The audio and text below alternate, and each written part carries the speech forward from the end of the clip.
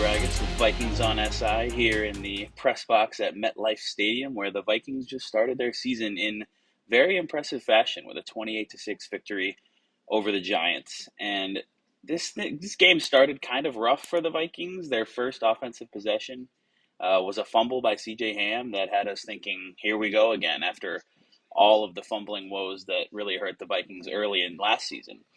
But then they bounced back strongly. They shook that off, and they played really well the rest of this game. Sam Darnold was really sharp in his first game with the Vikings, going 19 of 24, 208 yards, 2 touchdowns, 1 interception late where his arm was hit by Dexter Lawrence. But this was an efficient game from Sam Darnold, who really just did what the Vikings want him to do, which is operate their offense, be decisive, find Justin Jefferson, Jordan Addison, Jalen Naylor, and just make plays. And the 99-yard touchdown drive that the Vikings had in the second quarter to go up 14-3 was really emblematic of that. Darnold completed all 7 of his passes on that drive for 97 yards.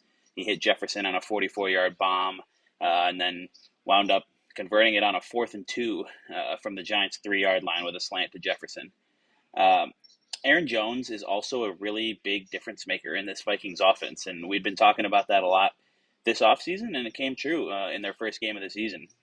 Jones had 109 total yards on just 16 touches. He's a guy who can make people miss in space. He's going to get what's blocked. And he's always been really efficient dating back to his days with the Packers. So that is going to open things up for this Vikings offense and help out Sam Darnold and Kevin O'Connell and just make the Vikings not as one-dimensional as they've been forced to be the last couple of years. The other thing we got to talk about is the defense in this game, which was just absolutely dominant against Daniel Jones and the Giants. The Giants might not be a very good team this year. They look like they have a chance to be perhaps one of the league's worst teams, but the Vikings came into this building and they did what Ivan Pace Jr. said they were going to do this week. It wasn't particularly a matchup. They were really dominant. 5 sacks, 2 interceptions. Andrew Van Ginkel had a crazy highlight with his pick 6 against Jones on a screen pass.